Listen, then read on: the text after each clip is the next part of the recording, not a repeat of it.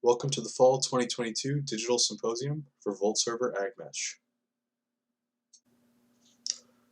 I'd like to start this presentation by introducing our technical directors, Camilo Giraldo and Stanley Milnick from VoltServer, along with our team members, Andre Costa, Edgar Ponce, Zach Chauffet, and Rowan Woods. Our sponsoring company, VoltServer, is located in East Grand, Rhode Island. They're the creators of Digital Electricity, which is a fault-managed power distribution platform, which means that it's safe to touch electricity. One of the main motivations for this project is being able to contribute to the development of new technologies that will be used for smart indoor agriculture. This project is allowing us to collaborate with VoltServer to develop a prototype that will allow for future development of these devices. Our project would also allow for maximized results, whether that means plant growth or efficient energy consumption.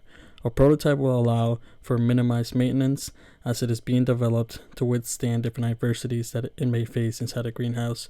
Digital electricity also plays a huge factor in minimizing maintenance costs, as systems such as the DE transmitter that we're working with are very effective in what they do. The fact that our prototype will be fully autonomous and it will only require a single input from the user in our GUI also allows for reduction of labor as well. Finally, the dimming of light when the maximum light levels are now required will not only save money, but it will also allow for longevity of the existing light systems. Safety is also something that we keep in mind when developing this prototype. Something that's actually really helpful is that digital electricity is very safe. You can actually touch it and nothing would happen to you. So just working with these systems, they're very efficient, they're very safe. So this also allows us to have a safe prototype and maximize safety. Our anticipated best outcome, or ABO, is the delivery of a prototype agricultural controller for light optimization utilizing dimming that meets all the requirements to safely and effectively operate inside the URI greenhouses. And that follows all the guidelines provided to us by VoltServer. Some of the key features needed to achieve this ABO include light sensor testing, planning and logistics of sensor layout, creating a prototype for the casing, and also the software development needed. We will go into more detail in the upcoming slides about the points previously mentioned and our progress thus far. One of the main key accomplishments for the semester and a crucial step towards achieving our ABO was the development of a test board for sensor testing. At the very beginning of Capstone, we started to do research on different light sensors and came up with a list of 3 good candidates for the final prototype. Things like resolution, packaging, reading range, I2C capabilities, response curves, and more things that we looked into.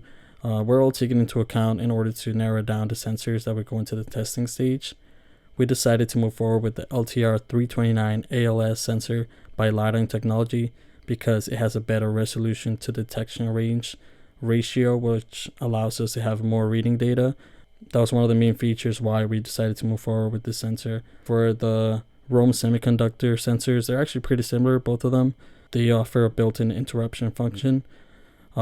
And also they offer surface mount connections, which just makes it easier to obviously solder and test the sensors compared to LiDAR, which the pads are underneath the sensor, which makes it harder to test and also to verify that the solder was placed correctly.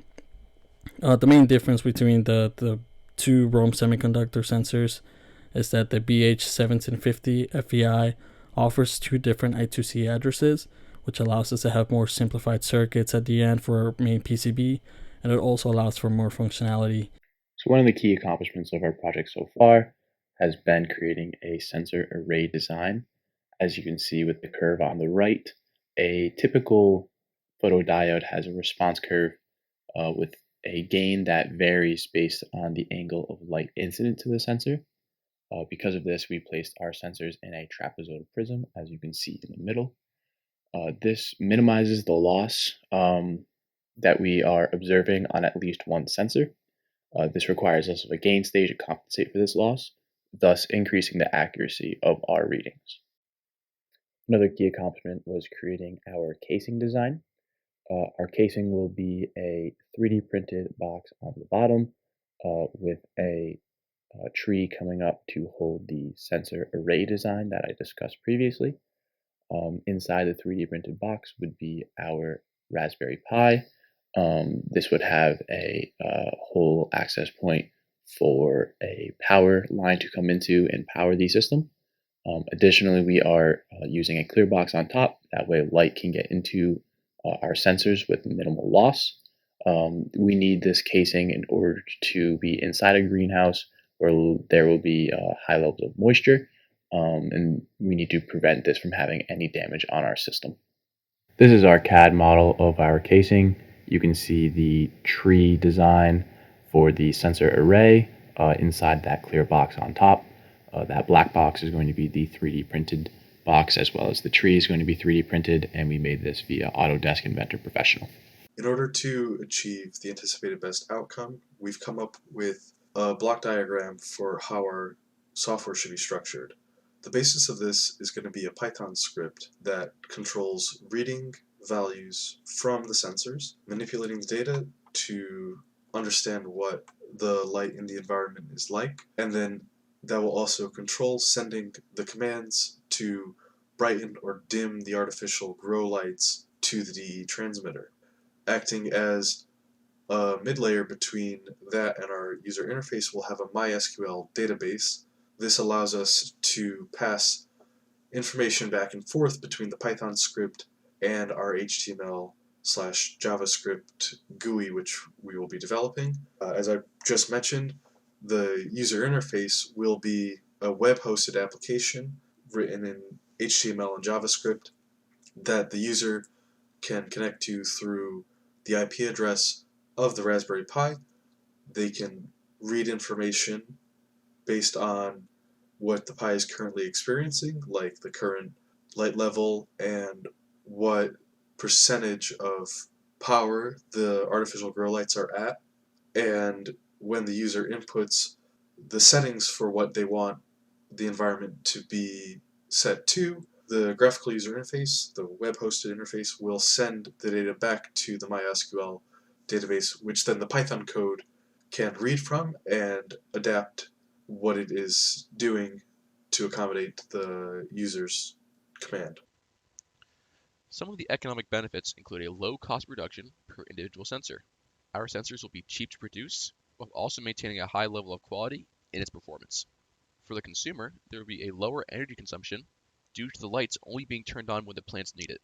This, however, will not impact the plant's growth, and it will still guarantee proper plant growth despite using less electricity.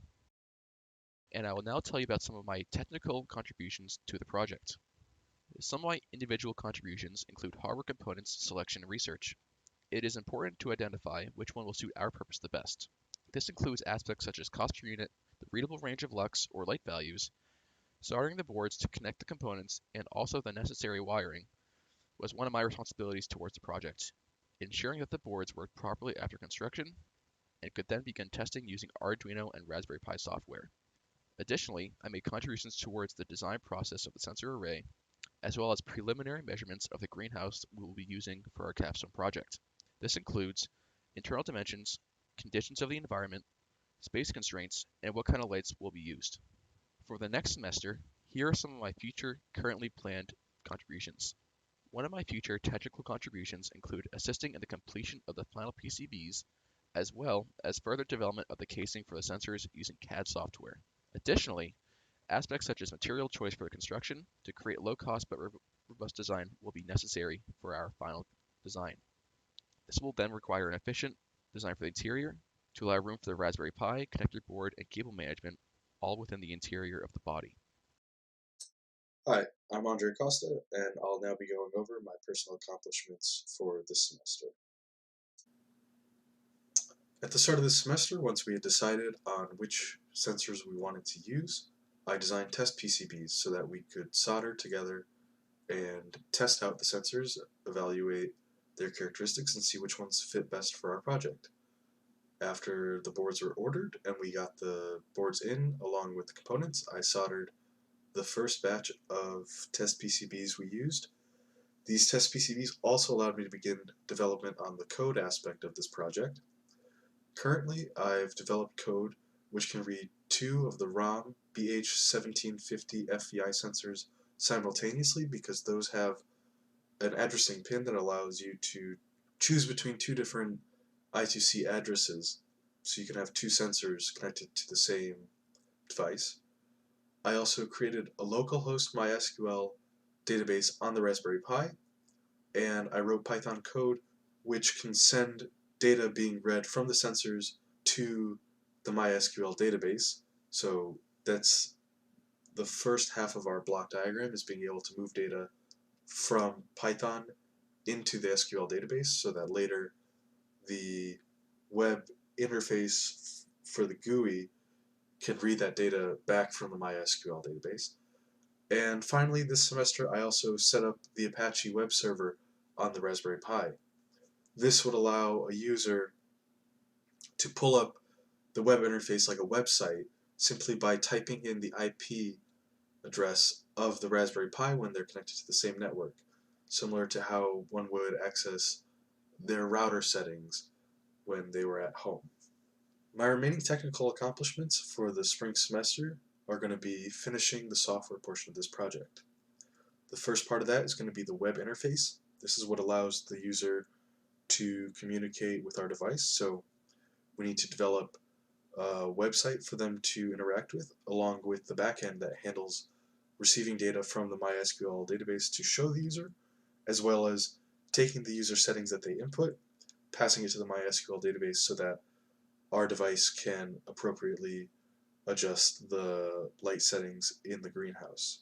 After that, there's also going to be communication with the VoltServer DE transmitter. That's going to be software that we need to develop in order to brighten or dim the lights in the greenhouse based on what our sensors are reading, so that we can get the set level that the user specifies. Finally, there's going to be algorithm development for handling the multi-sensor array we've designed. We need to be able to filter out the data from the 9 sensors that we're using in order to get the most accurate reading as to what the true luminosity in the greenhouse is. I would now like to introduce Edgar Ponce so he can talk about his technical accomplishments from this semester. Thank you, Andre. My name is Edgar. I will now be talking to you about my technical accomplishments and my remaining technical accomplishments to achieve our ABO. Some of my individual technical contributions for this fall semester include intensive research on different light sensors, which includes looking at all the pros and cons of all the sensors that were being presented. This obviously helped us to narrow down to 3 good candidates that would move into the testing stage. And at the testing stage, we would figure out which one is the best to move forward with. Also, the development of software needed to test these sensors was also one of my contributions, and this was done using an Arduino Uno because of simplicity. Another contribution that I had was just having constant progress on 2 different PCB designs. One includes the final sensor board and the final connector board. Having constant updates with the team, with my TDs, they gave me really good feedback, so I keep updating these designs as we go. Also, the development of a PCB that's being used for testing using an Arduino Nano Every. You can see in the picture on the right, we are testing the BH1750 FVI sensor by ROM Semiconductor. And also I had very intensive research into I2C communication, as we are using this communication protocol to communicate with our sensors. Some of my remaining technical accomplishments for this upcoming semester are to finalize, obviously, the sensor and connector PCB designs for the final prototype. The connector board will allow us to individually turn the power on or off to the 9 different sensors using the Raspberry Pi GPIO pins. This design will also allow us to connectorize our boards, which allows for a cleaner look, and it will make replacing faulty components easier. All I2C communication will also be distributed through the connector board, which allows for a smaller footprint and simplified design in the final sensor boards. So this is a very important piece to achieve our ABO. I also have to work alongside Andre to develop the software needed to communicate with VoltServer's DE transmitter. And finally, the completion of the code for the final prototype is also needed in order to achieve our ABO by the end of the semester. Now, I would like to introduce Zach Chofei so he can talk to us about his technical accomplishments, and remaining technical accomplishments to achieve our ABO. Hi, my name is Zach Chauffet, and I will now be discussing my personal and future accomplishments with this project. So far, I have contributed many different things towards the light sensor portion of the project. One thing that I talked about earlier was the sensor array design. I led the conversation with that. We also had an investigation into PAR versus lux sensors, which I helped pioneer. We eventually eliminated PAR sensors due to the research that I came up with and determining that PAR sensors were unnecessary for the cost-benefit analysis. Additionally, I assisted in soldering and testing some of the light sensors on our PCBs, and I had assisted in creating the 3D design of the final product, as well as creating the 3D CAD modeling for this as well. Some of my future responsibilities include setting up a multi-sensor testing. We have so far only been testing individual sensors, but with our final product having 9 sensors, we would need to have a multi-sensor testing done in order to confirm this.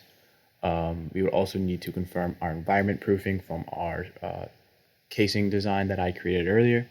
We would also like to hopefully get an IP rating on this in order to confirm officially that it has a moisture proofing. We would be using the cable glands you see on the right there to accomplish this. We would also need to create a final prototype where everything is set up and running at the same time and test that as well, which I will lead as well. As far as the team goes, many of our accomplishments have to do with assembling a prototype unit. We have done a lot of individual tasks towards creating this prototype, but we need to put everything together. And then once we put everything together, we would need to test it inside the greenhouse to confirm that it'll function in the environment it's going to be used in. Some risks that will come along the way will be confirming that we have Wi-Fi coverage inside the greenhouse. That way we can connect our Raspberry Pi. We need to ensure that the greenhouse does not reflect too many wavelengths of light, which will affect our sensor's response. And finally, we need to confirm that the reflection of the clear acrylic covering will not be affecting our readings too much. And finally, we'd like to wrap up our presentation with a few acknowledgements. We'd like to first thank our 2 technical directors, Camilo and Stanley. These 2 has been instrumental in teaching us about the products and helping us grow in our knowledge along the way. We'd also like to thank our professor, Dr. Sunak, for his constant motivation and commitment to the program and really inspiring a lot of passion in each and every one of us.